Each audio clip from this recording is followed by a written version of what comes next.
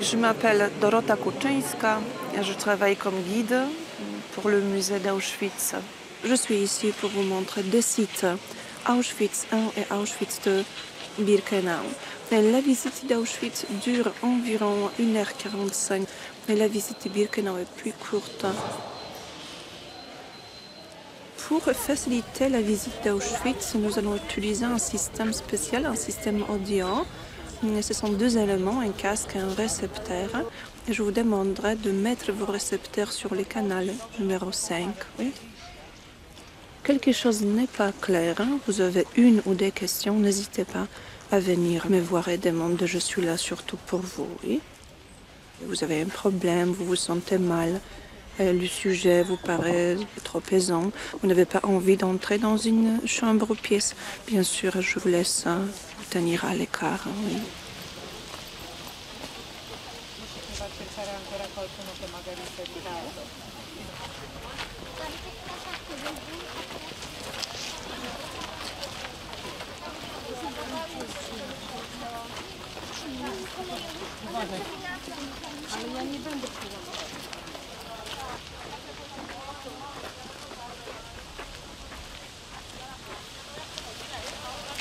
Avançons vers la porte principale et l'inscription allemande Arbeit macht frei. La traduction française, le travail rend libre. Cette image et cette inscription sont tristement devenues célèbres partout au monde et aujourd'hui sont liées à l'histoire d'Auschwitz, mais surtout à l'histoire de la destruction du peuple juif de toute l'Europe.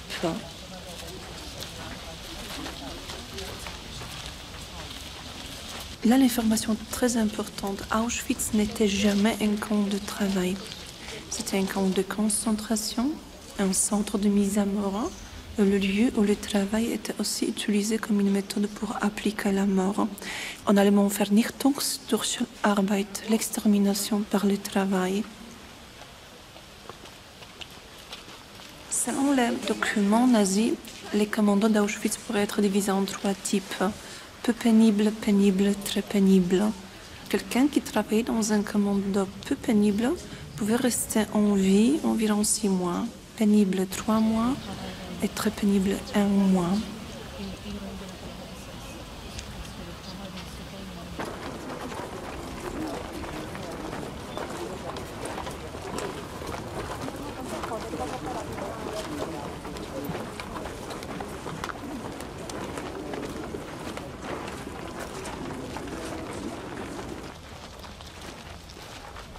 L'ordre de fonder Auschwitz a été donné au mois d'avril 1940. La ville d'Auschwitz a été choisie pour au moins 3 raisons. La première raison, le bâtiment situé devant nous, bâtiment en briques rouges, existait avant la guerre. C'était une caserne militaire. Comme ce bâtiment existant pouvait le transformer. Et la deuxième raison du choix de cette ville, la situation géographique. La ville d'Auschwitz est située entre deux rivières. C'était deux barrières naturelles.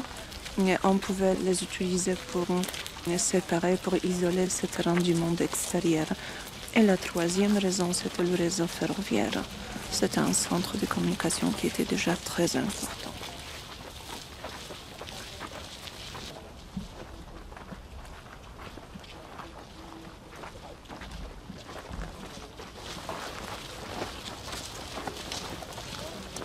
Le bâtiment que nous allons visiter, c'est le bloc numéro 5, avec les biens des victimes, bien volés par les nazis, et retrouvés à Auschwitz au moment de la libération.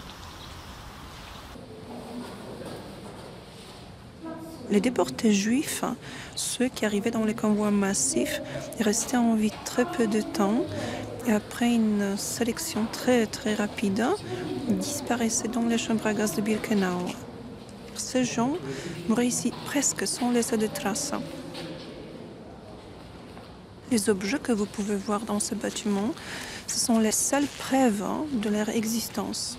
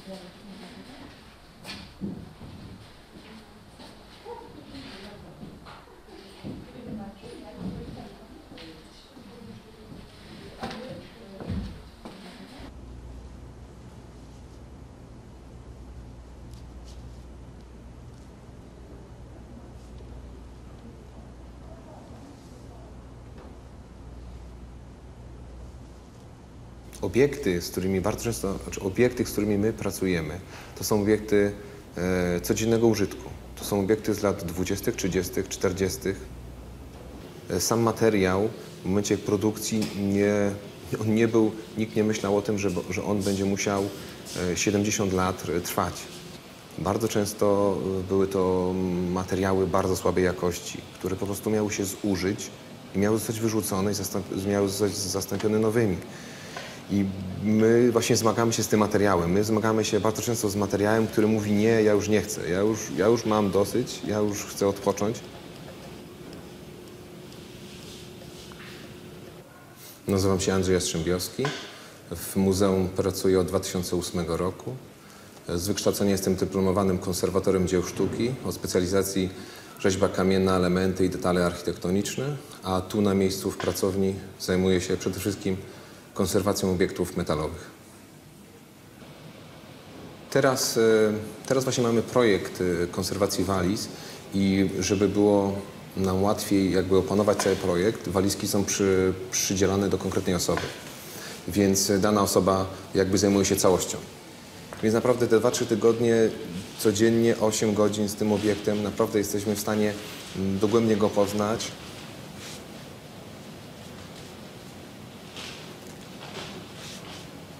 I tu też pojawia się kolejny problem, ponieważ gdybyśmy czasami obiekt po konserwacji, on nie wygląda wcale lepiej. To jakby zaprzecza w pewnym stopniu całej idei konserwacji czy renowacji, ponieważ bardzo często to jest coś, co nas też uczono na studiach, tak? Czasami na studiach dostawaliśmy obiekty, które były bardzo zniszczone, uszkodzone i zapadała decyzja, że obiekt jest na tyle cenny, na tyle ważny, przywracamy mu jego świetność, tak? Przywracamy mu jego stan pierwotny. Tu nie możemy tego zrobić. Pewnie gdybyśmy pracowali w muzeum z walizkami, to pewnie ta walizka po konserwacji byłaby wzorowym przykładem walizki z lat 20., 30. No bo to byłby sens tej konserwacji. Tutaj ważne są też te wszystkie zniszczenia, deformacje, te wszystkie ślady, które są na walizce, które my odnajdujemy. To jest taka integralna, bardzo związana część tej walizki. Tak? I to jest najważniejsze. Tak? Ponieważ czasami właśnie się udaje nam otworzyć historię danej osoby jeszcze sprzed wojny, a jeżeli się tego nie udaje, no to te deformacje, te zniszczenia właśnie świadczą o tym, znaczy tak naprawdę są jedynym, czasami anonimowym, ale jedynym śladem, który został po danej osobie. Tak? Ta osoba już nie żyje, a ta walizka właśnie zgnieciona, zniszczona jest takim świadectwem.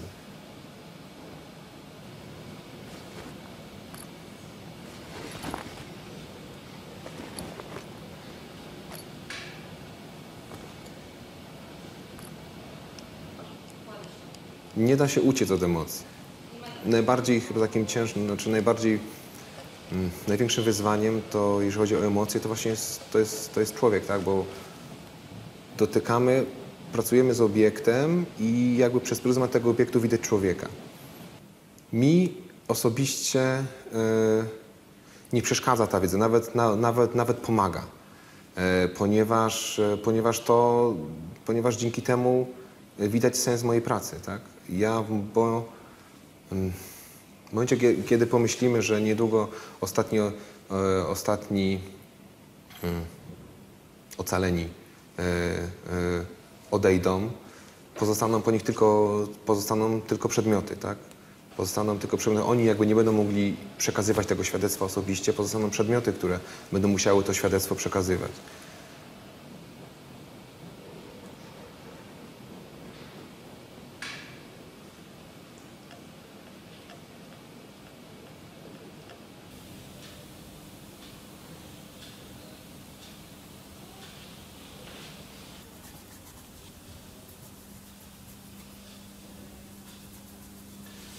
My name is Christine Rosse and I'm a book and paper conservator.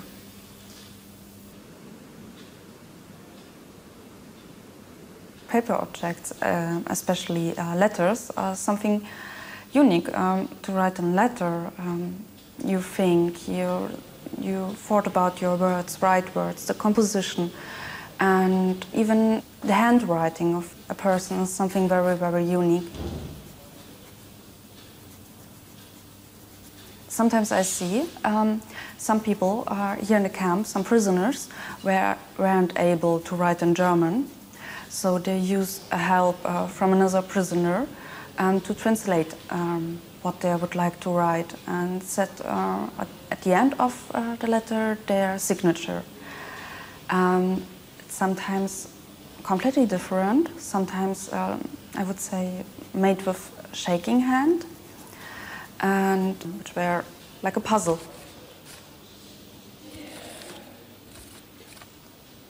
At first, like a conservator, you work, you see your materials, how it were made, and later you start to think something more, what's happened to this object. Even a suitcase without name have some special special signs of using, because every one of us has something special, maybe to wear suitcases prefer on left hand or right hand, or to open in a special way.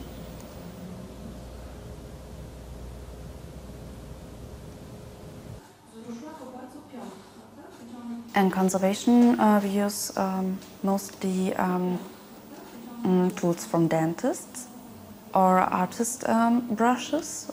I prefer to work with delicate materials for conservation, because I think I would to reinforce my objects, but not too much. I don't want to hide damages, old damages, which were made probably during the camp time. And would I say, like, did I too much, or should I stop at one point?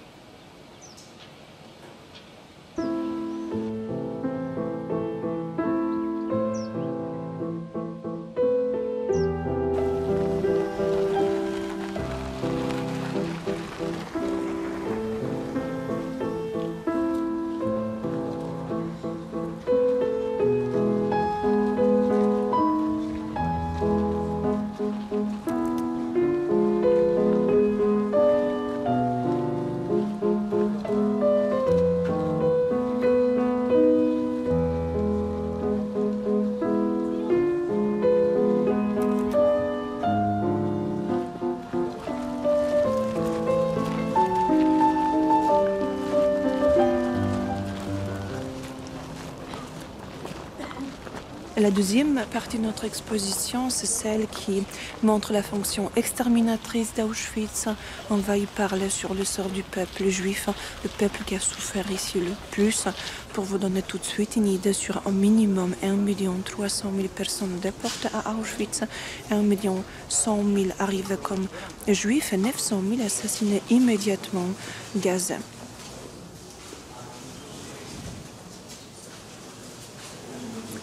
Sur les deux premières photos, nous voyons les conditions de la déportation. C'était des wagons à bestiaux, wagons de marchandises. Au bout des rails, vous pouvez voir deux bâtiments avec de longues cheminées. Aujourd'hui, nous connaissons la fonction de ces bâtiments. Nous savons que c'était les chambres à gaz et les crématoires de Birkenau. Mais les gens qui arrivaient ici ne pouvaient pas le savoir. Comme la région était minière, ils pensaient tout de suite en mine. Et à gauche de cette photo, vous pouvez voir un groupe de personnes habillées en vêtements en rayures.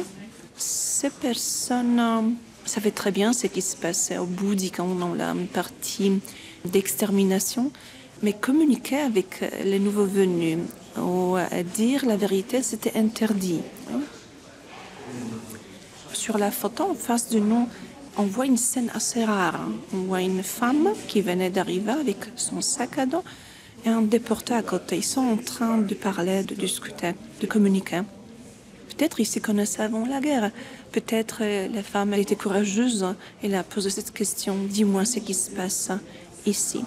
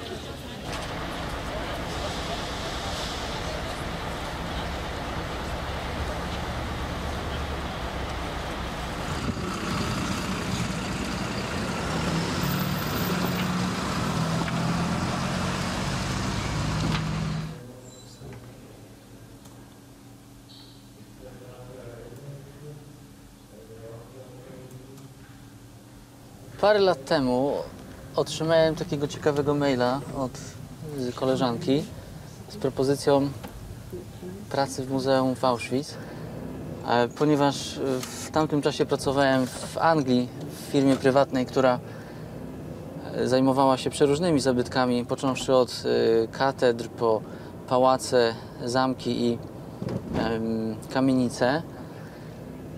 A tutaj w muzeum wydawało mi się, że to będzie praca dosyć monotonna i powtarzalna. I ku mojemu zdziwieniu moje wyobrażenie o muzeum i o obiektach, które tutaj się znajdują, było zupełnie inne od rzeczywistości.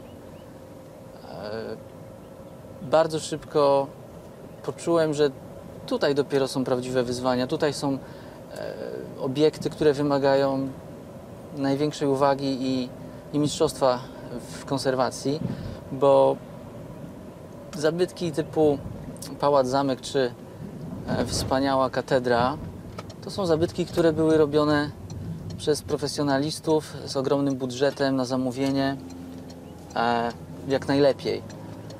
No tutaj budynki i obiekty to są praktycznie ruiny, nie mające podstaw prawa, żeby jeszcze funkcjonowały, żeby jeszcze stały. Muzeum przejęło wszystkie obiekty, ale musimy myśleć o kolejnych 70 latach, o tym, żeby kolejne pokolenia i kolejni ludzie mogli zwiedzić to miejsce.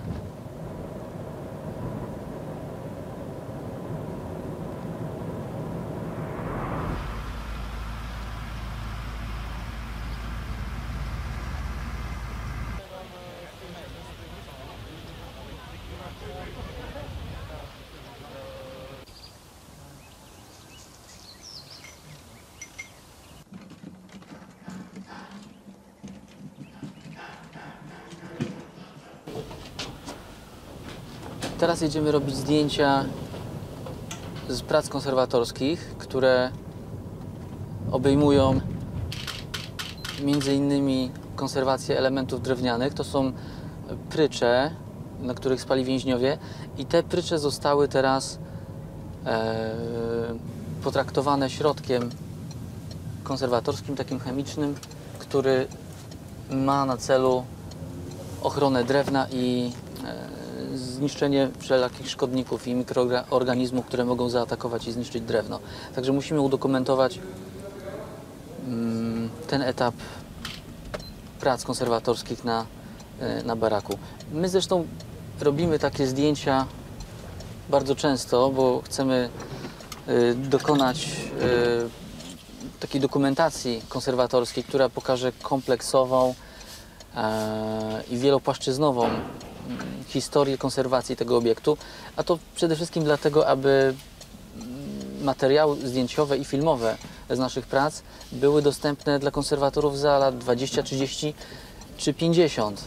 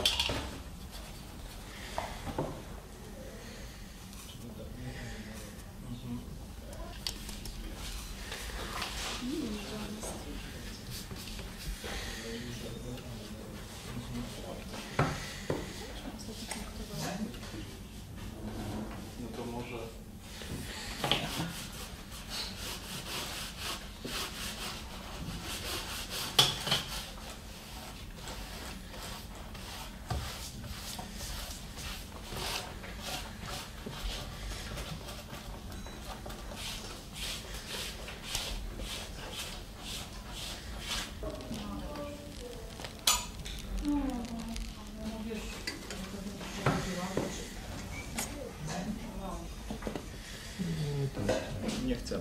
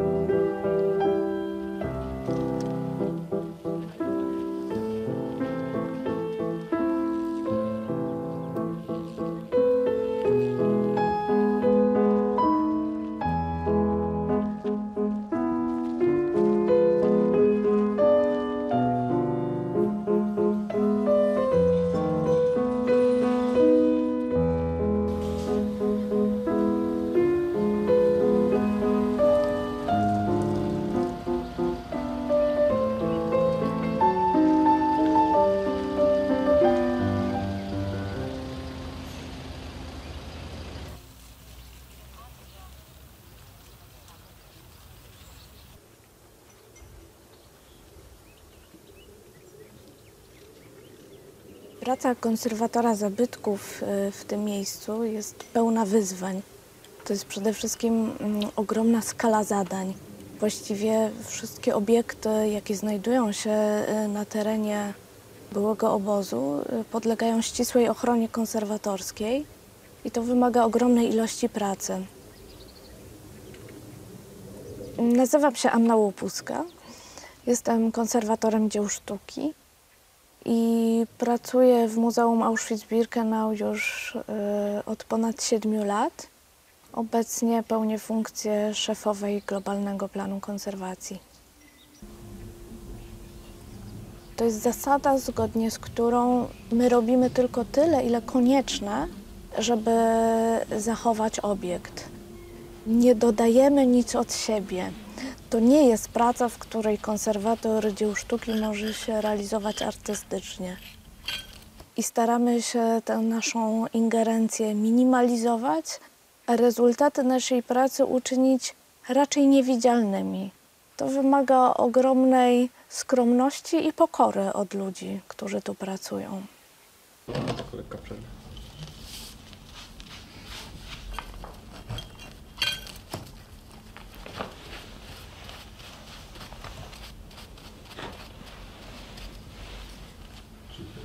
No.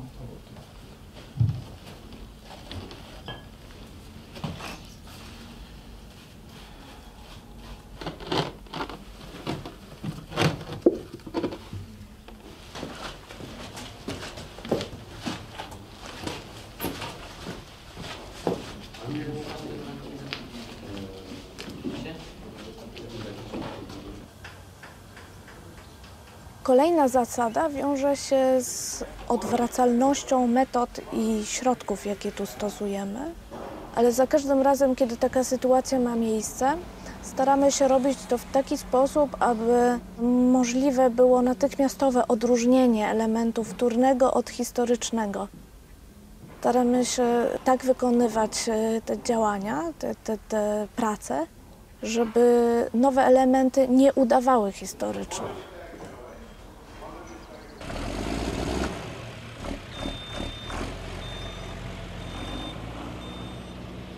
W naszej pracy podejmujemy często trudne decyzje i zwłaszcza gdy mówimy o takich obiektach jak na przykład baraki murowane, które znajdują się dookoła. Jest swego rodzaju konflikt pomiędzy udostępnieniem obiektów zwiedzających i zachowaniu ich autentyzmu.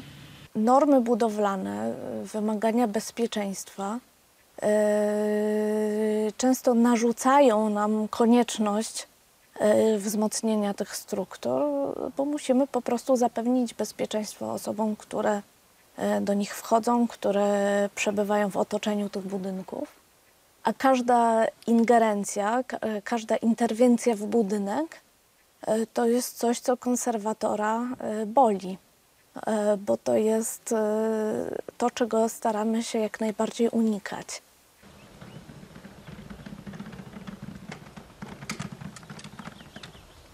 Czy całego miejsca pamięci oczywiście będzie trwała bardzo długo i nawet jeżeli zakończymy konserwację w pewnych obszarach, zawsze będą inne, które będą je wymagały.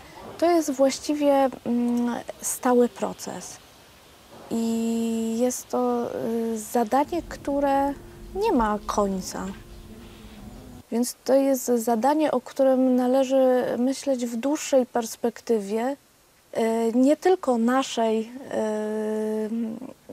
osobistej, bo to jest praca, którą pewnie będą kontynuować kolejne pokolenia.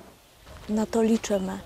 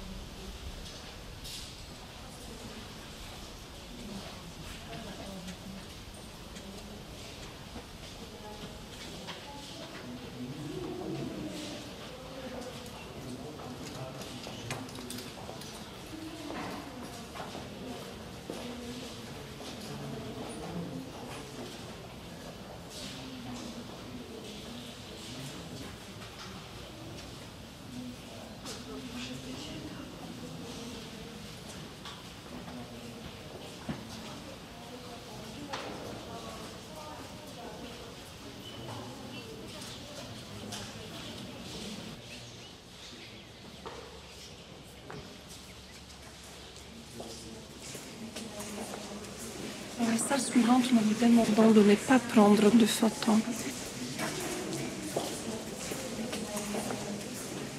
J'ai de nous une petite vitrine avec 2 balles en tissu. C'est de la toile d'écran produite en moyen de cheveux humains, probablement des cheveux de femmes.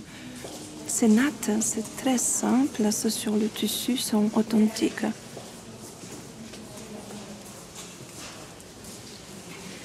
L'idée allemande était de couper les cheveux de jeunes femmes juives. Ces jeunes filles religieuses qui venaient de l'Europe centrale portaient les cheveux longs jusqu'au moment de leur mariage. C'était facile de les couper après l'assassinat, de les sécher ensuite, de les vendre.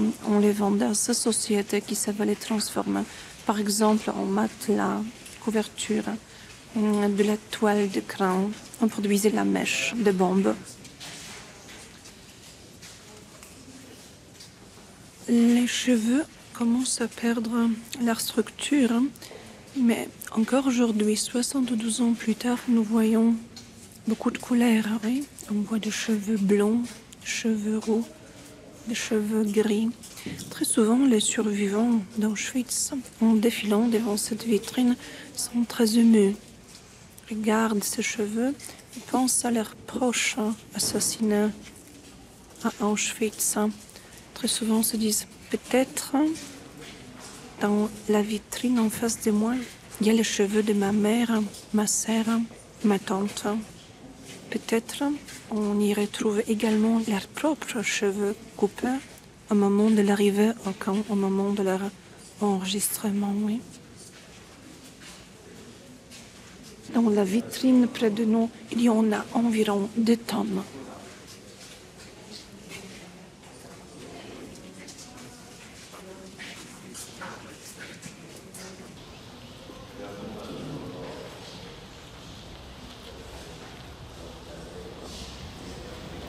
Oui, je m'appelle Dorota Kuczyńska et je travaille comme guide pour le musée d'Auschwitz. Nous avons beaucoup de visiteurs en ce moment, environ 2 millions 53 000 l'année dernière, l'année passée. C'est énorme. Oui. Il y a des personnes qui trouvent que c'est trop. Oui. N'oublions pas que Auschwitz est un lieu de mémoire avec vous comme la mémoire vivante. Oui. Vous ne serez plus ici, ça ne sera plus un lieu de mémoire. Alors vous êtes l'élément je pense, indispensable de ce lieu. Il y a une grande diversité de visiteurs. Il y a des groupes d'Israël autour de nous qui viennent souvent au mois de mars, au mois d'avril. Ils viennent ici pour voir le plus grand cimetière juif du monde, parler de leurs proches, familles, de l'histoire du peuple juif aussi avant la guerre en Pologne. Il y a des groupes d'Américains, de Japonais. Pour nous, chaque personne est très importante. Très souvent, ces personnes viennent ici une fois dans leur vie. Hein. Et c'est vrai que nous sommes les seuls à être en face d'eux. Alors c'est une charge énorme. C'est une grande responsabilité. Nous devons avoir beaucoup d'humilité et de modestie, je trouve. Hein. Et avoir un immense respect envers toutes ces personnes. Ces personnes viennent ici pour plusieurs raisons. Il y a des personnes qui viennent à Auschwitz pour voir un lieu connu. Il y a des groupes d'élèves. Ce sont des visites qui ont comme but surtout l'éducation. Et des pèlerins qui viennent ici pour voir ce lieu où ils ont perdu leurs proches. Oui. Et ce sont les visites les plus émouvantes et aussi les plus difficiles pour nous, je trouve.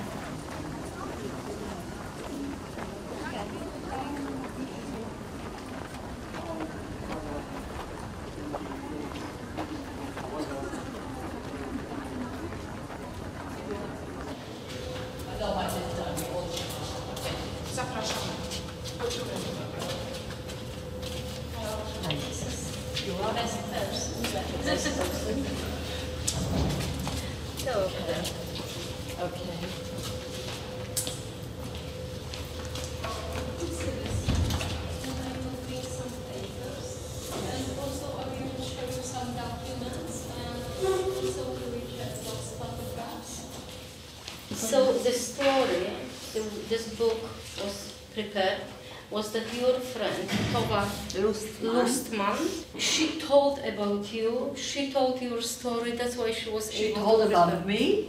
Tova Lustman told that you arrived to Auschwitz in the same transport.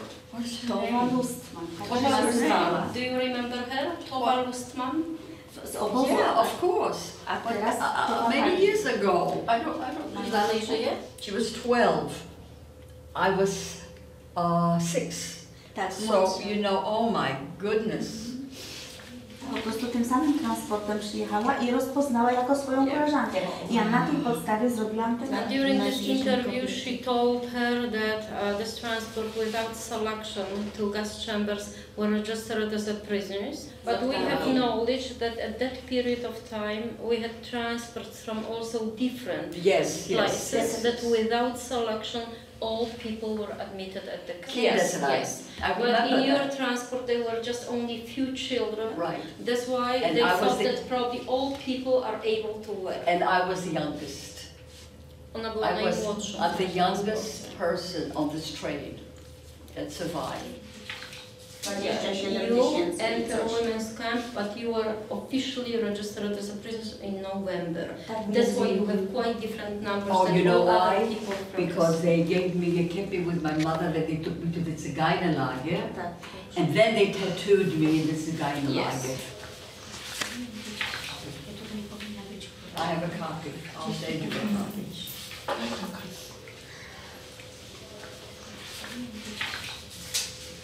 That's me. That's what we thought.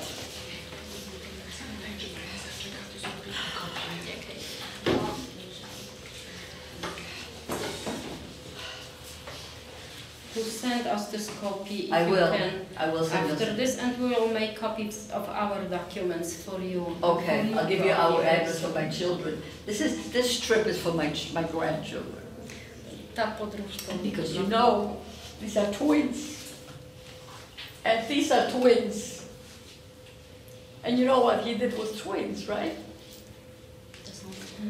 Jej wnuki to są dwie pary bliźniaków i ona sobie zdaje sprawę z tego, co by się z nimi tutaj stało. So I took them from the gift. This is a gift to me. I want to tell them. Because, you know, what happened. And they were kind to come. I to jest prezent dla nich. Okay, that's it.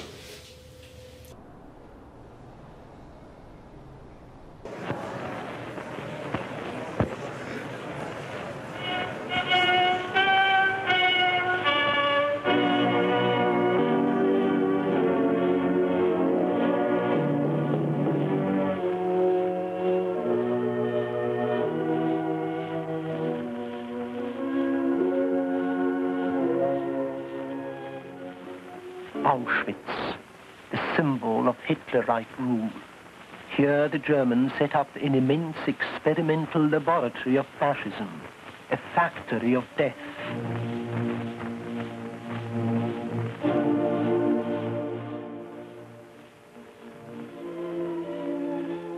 Today, the camp is empty, but it is full of traces of Nazi barbarism.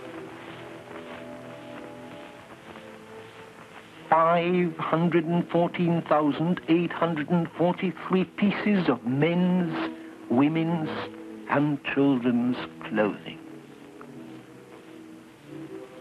Who in Germany was to wear the clothes of the murdered infants?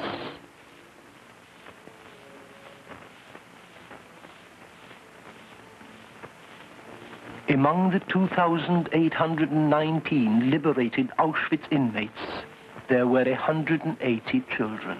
52 of them were under 8 years of age. How could they survive this hell? They managed to survive because they were wanted for medical research instead of mice and rabbits. But the German murderers with medical degrees were only keen on a particular kind of children. They wanted to experiment on twins, children who did not belong to that the infants were known by the numbers on their little hands. Now they will have names again. Now they are returning to life.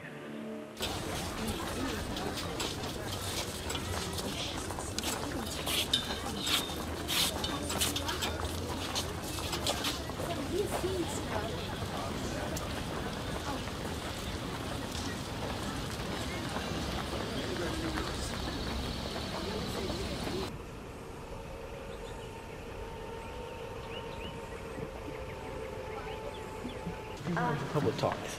What is this?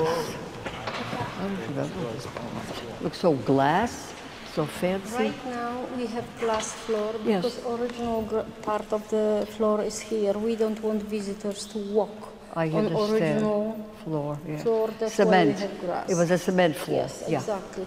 And Yes. it was the place where forms were filled and also people had to undress before they were disinfected.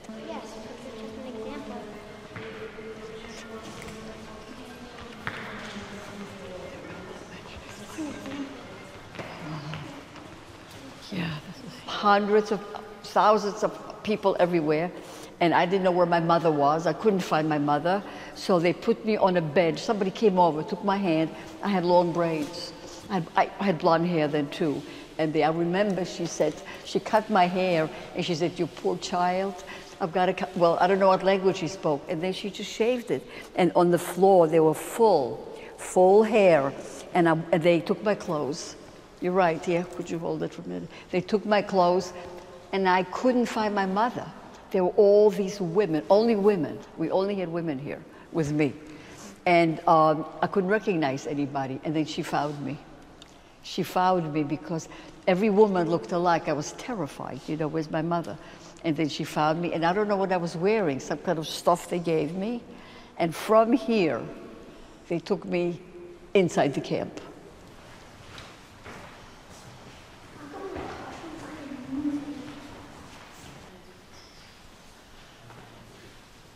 Wow.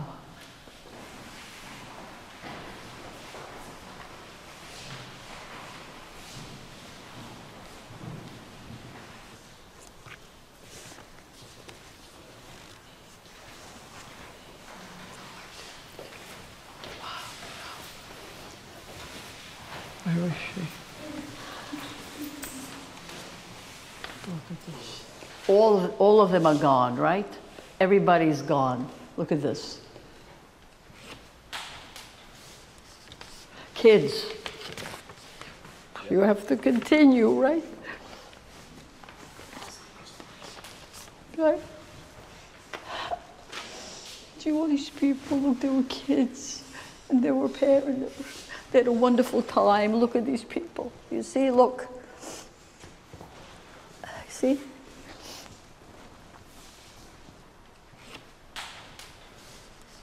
Even if it's not from my town, but my town was the same.